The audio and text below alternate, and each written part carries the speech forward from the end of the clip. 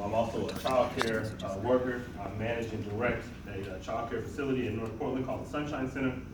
But I'm here to talk to you guys today about gun violence. Does anybody in here know Marquise Taylor? All right. I've known Marquise since he was a young man, a little boy, I should say, because he was a young man. I was his youth pastor for about 5 years. And it hurt my heart tremendously to hear that he was murdered. It's unlike hearing about an old person that passed away of old age, or somebody that was sick for a long time and died as a result of their disease. But it's very tragic when someone's life is taken away. Some of you guys may care, some of you may not. But the fact of the matter is, we have to talk about gun violence. How many of you outside of Marquise have been affected by gun violence? I'm very glad there's only a handful of you, all right? Me, myself, I've had several friends killed. I've had several friends be convicted of murder, and they're now serving 20 to life because they made poor choices with guns, all right? Now, there's a couple of things that I want to kind of address. Number one, it's okay to grieve, all right? If you're sad because you knew Marquise, or you're sad because one of your friends is sad about losing their friend, it's okay. All right, good friends will be there to support you. They'll give you a shoulder to cry on, and they won't make you feel bad because you're sad because you lost somebody that you love or somebody that you know.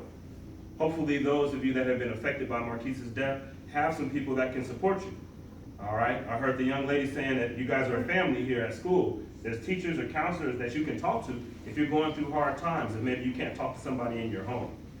All right, you've got to be able to grieve. It's okay to cry. It's okay to be frustrated. It's okay to be disappointed. But don't let that anger and bitterness and frustration cause you to do something that's going to put more people's life at danger. It's far too common that we retaliate with violence using violence. And that's just going to mean somebody else's family is going to be standing at a vigil like I was standing at last night, watching a mom cry, a grandmother cry, a father cry, cousins cry, aunties cry, friends cry. Everybody's sad and angry because their friend, their loved one, their family member has been taken away because of violence. And I'm sure we know who did it.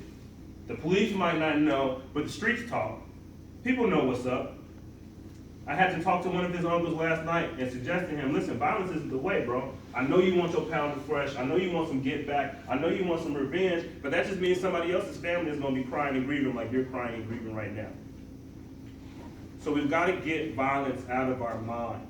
As a matter of fact, the next point that I want to make is that gun violence is like cancer. How many of you guys know what cancer is? Somebody real quick. What's cancer? Anybody? Right here. It's a tumor that can be deadly. All right, a tumor that can be deadly. Anybody else familiar with what cancer is or how it affects your body? Right here. When the cells get mutated and attack each other. Absolutely. That's primarily what cancer is. It can lead to tumors. But what it is a mutation. Something in your body that's not operating the way it's supposed to, and as a result, it attacks your body or your body attacks it. All right? Gun violence is cancer. All right, the reason why I describe gun violence as cancer is because it's a disease that's affecting us. All right?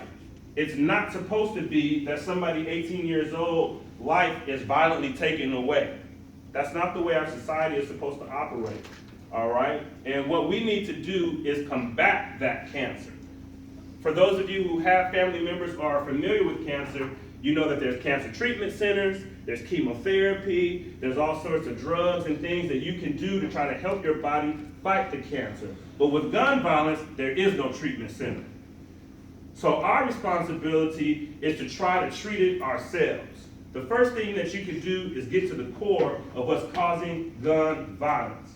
And in my opinion, the primary core of what's causing gun violence is that we don't love ourselves.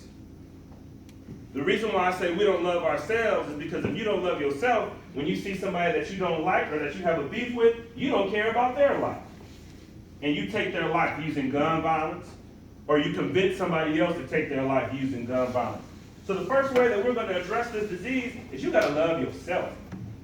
You got to feel important. You got to feel valued. You got to see value in the life of other people. Even if they're wearing a different color, they're from a different hood, they live on a different side of town. If you see value in yourself, you'll see value in them.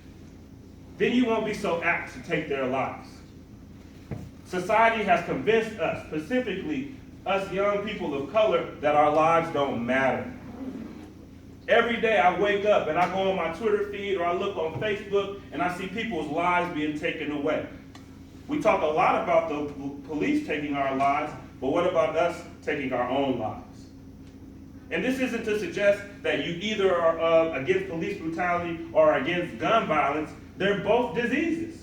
It's like lung cancer and breast cancer, testicular cancer, stomach cancer, brain cancer. They're all diseases that attack our bodies in the same way that police brutality and gun violence attack our communities. Now, we all are familiar with Colin Kaepernick. Who knows who Colin Kaepernick is? Who's Colin Kaepernick? Isn't he the football player that took a knee? Absolutely. Do you know why he took a knee? Because he said that the national anthem isn't.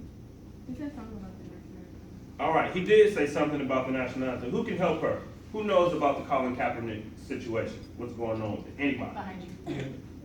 What's going on with Colin? He set out because of all the police brutality and stuff against black people.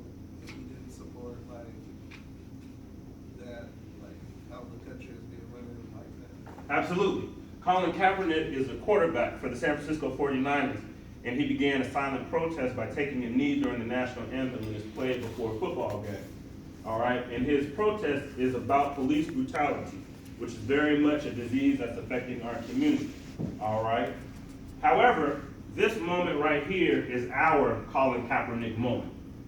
This is our opportunity to say not only are we against police brutality, but we're also against gun violence in our own communities. All right? He's using his platform to suggest that we need to talk about police brutality. And since he's taken this knee, taken this protest, I think about 16 people have been killed by police across our country. All right?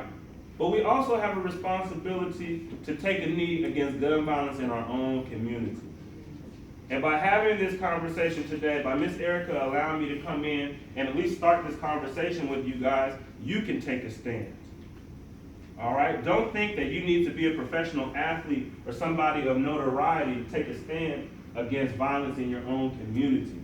You can take a stand, number one, by saying, I'm not going to participate in activities that can lead to my death in gun violence.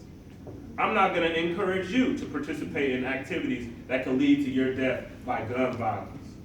And as a matter of fact, if you know something, say something. All right? Snitching is when you tell to get yourself out of trouble. But if you know who killed Marquise and you're not involved, but you say something, that's not snitching. And we need to get that idea out of our mind because that's leading to more cancer of gun violence being spread. Oh, I can't say nothing, I gotta keep it real. Well, keeping it real is getting your friends killed, your loved ones killed, people I know killed because we're keeping it real. All right, and I don't know if you guys have all seen the Dave Chappelle show, but sometimes keeping it real goes wrong. And if you know something and you keeping it real, that's going wrong. Keeping it real would be looking out for your community. In the same way that Colin Kaepernick is getting heat from people saying that he's doing the wrong thing by taking a knee against gun violence, people are going to say you're doing the wrong thing by standing against gun violence as well. But there's far more people that are buying Colin Kaepernick's jersey, that are following him on Twitter, that are agreeing with what it is that he has to say than people that are against him. And the fact of the matter is there's more people who are going to encourage you for making the right choices than there are people who are going to be against you. But you've got to be strong enough to take the stand. Lastly, as I mentioned about cancer, it's something that most everybody is concerned with or knows about. People have been affected by somebody dying in their family with cancer. Maybe you've run in the Susan G. Komen run. Maybe you've worn pink during the month of October, I think, which is Breast Cancer Awareness Month, or February is also Breast Cancer Awareness Month. All right? But every month, somebody dies of gun violence. And we need to be just as proactive about marching against police brutality or marching against cancer awareness or breast cancer awareness as we are about gun violence. Because whether you believe it or not, you're more likely to be affected by gun violence than you are to be affected by cancer. But we've got to do something about it. It starts with you guys. Are there any questions? All right. Thank I'm you gonna guys. keep it real by asking a real question. Go right ahead.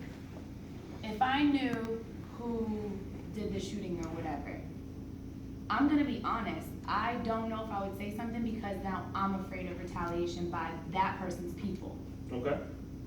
Now, here's the thing Like, I about would just that. rather I'm gonna just turn my head, cause I don't wanna get involved because I don't want those problems now on my doorstep. Okay. Does that make sense? It does, and that's a very real concern. People are concerned about retaliation for quote unquote snitching. All right, but here's what you can do. If you don't want to get involved, you can do it anonymously. All right, write a letter. Do you guys still write letters, or does everything you do via email or text messaging or Snapchat? Snapchat. Now y'all don't know what text messaging and Snapchat is. I know all y'all in here snapping and on Instagram. Yes. All right. No, I'm texting my brother to make sure. No, I'm Almost saying, everybody like, you on in here, don't lie, Snapchat. you either got an Instagram or a Snapchat. Or Facebook or Twitter. You got something, don't lie. And if you don't have it, it's just because you ain't got your own phone. Or your minutes is off. As soon as you get some Wi-Fi though, you on the internet. All right? Are you on Facebook? All right, well listen, the point that I'm trying to make, And Facebook. you can help your community without putting yourself on Front Street. All right? You don't have to call Crime Stoppers. You don't maybe have to walk into the police precinct and do a photo lineup like you've seen on Law and Order SVU. All right? But what you can do is you can tell somebody anonymously. You can call anonymously. You can talk to one of your teachers here at the school, and they'll help you figure out how to do something.